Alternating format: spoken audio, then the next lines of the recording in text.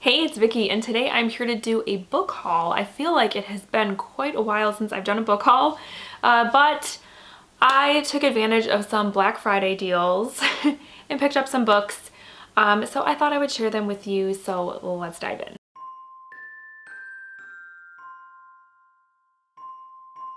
So the first book that I have is The Thief of Always by Clive Barker, and this is I don't know if it's actually geared towards middle grade, but it seems like it might be. And this is actually a fantasy book, which is not something I typically read, but because it's Clive Barker and I know that it is going to probably lean more on the dark side of fantasy, maybe even lean into horror a little bit, that's why I wanted to read it. And it deals with this house that is magical and it seems to be very alluring to children. And the man that runs the house is named Mr. Hood. And it seems like he doesn't really have the best intentions with these kids and why he wants them to come into his house. Not really sure what's going on there. But one day a young boy named Harvey comes into the house and there's something different about Harvey that has Mr. Hood very intrigued. And so it seems like, yes, it's very fantastical, but it's also sort of dark. It deals with a weird house. I don't know, it sounded kind of cool, and I've been wanting to read another Clive Barker ever since I read The Hellbound Heart. This is going to be probably totally different from The Hellbound Heart, but I'm still looking forward to checking it out. The next book that I picked up is a Christmas book that I don't think I'm even going to read this month. It's probably going to get pushed off until next Christmas because I don't really have the time to fit in another Christmas book this month. But I wanted to get this one anyway because it sounded good. It's called Home for Christmas by Courtney Cole, and this one is about a woman named Piper who 2 weeks before Christmas she loses her grandmother, and her grandmother was her last remaining relative, and she inherits her house. And the house has been in her family for generations. I think it says her great-great-great-grandfather built this house. And so she's sort of struggling with whether she can keep the house and whatnot. And then something happens where she somehow gets taken back in time. I'm not sure how it happens, but she winds up in 1945 and her grandmother is a young woman, maybe even like a teenager at the time. And she befriends her and spends Christmas with her family in this house, but it's 1945. So she sort of gets to know her grandmother in a whole different way, this whole other side of her grandma that she didn't know. And it just sounds really cool. The whole time travel aspect and going back in time to a generational home like that just sounds really cool. And just like the Christmas magic of it all. It just sounds very intriguing to me. So yeah, probably not gonna read this till next Christmas, but I had to pick it up. Then I picked up Great or Nothing by, well, there's a couple authors here. Joy McCullough, Caroline Tung Richmond, Tess Sharp, and Jessica Sportswood. And I picked this up because this is a Little Women retelling, but instead of being set during the Civil War era in America, it is set in World War II era. So I think it's actually broken up into 4 different parts. I could be wrong. Where each sister, so Meg, Jo, Beth, Amy, gets like a part. And yeah, it's just about them living during World War II. And yeah, Little Women is one of my favorite classics. It's one of my favorite books, really. And so I couldn't resist picking up this retelling just to see what these authors do with the story. Then I picked up Salvage the Bones by Jesmyn Ward, and this one is about a family that is living in Mississippi and a hurricane is coming and they're trying to prepare for this hurricane.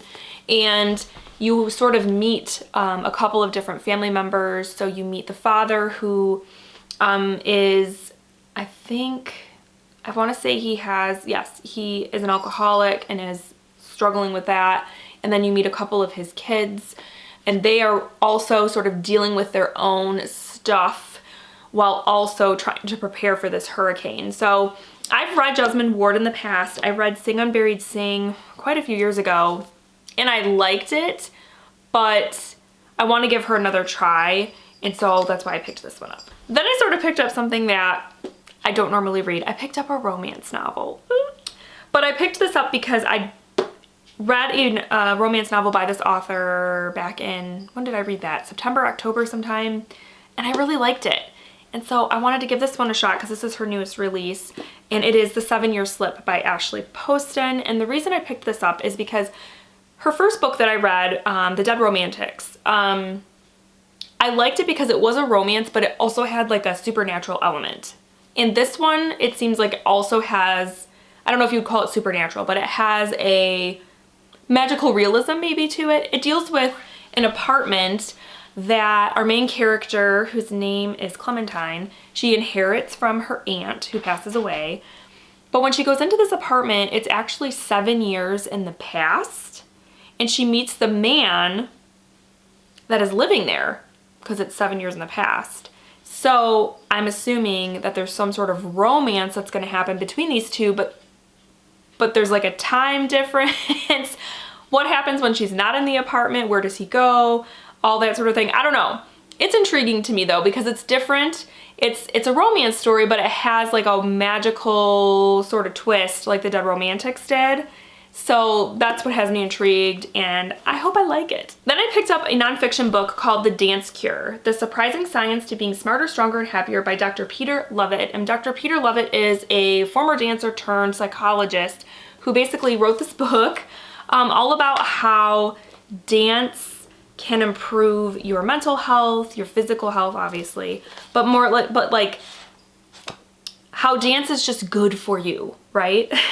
And being a former dancer and someone who loves dance, I was just very interested by this topic because I do wholeheartedly believe that dance is just great for the soul, for the body, for the mind. It's just, it's a fantastic art form, and I just love it. So, so I had to pick this up when I saw it because I just wanted to read more about it. It seems like a really cool topic. And then the last book that I picked up, I heard about on, I can't remember his channel name. I think it's Desmond Z. That's his name. I'm assuming that's his channel.